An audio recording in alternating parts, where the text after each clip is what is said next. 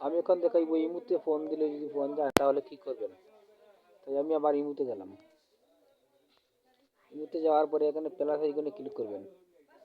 Plus আইকনে click করার পরে এখানে মুড়ে যাবেন, মুড়ে অপশনে ক্লিক করবেন। মুড়ে অপশনে ক্লিক করার পরে এখানে প্রাইভেসিতে যাবেন।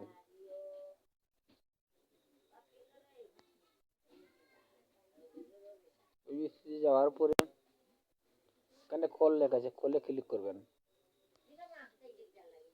কলে ক্লিক করার পরে এটা যদি এই জায়গায় থাকে তাহলে এখানে উপরেরটা সিলেক্ট করে দিবেন, এই উপরেরটা সিলেক্ট করে দিবেন, দেখবেন কলে আর কোনো সমস্যা হবে না, কল যাবে।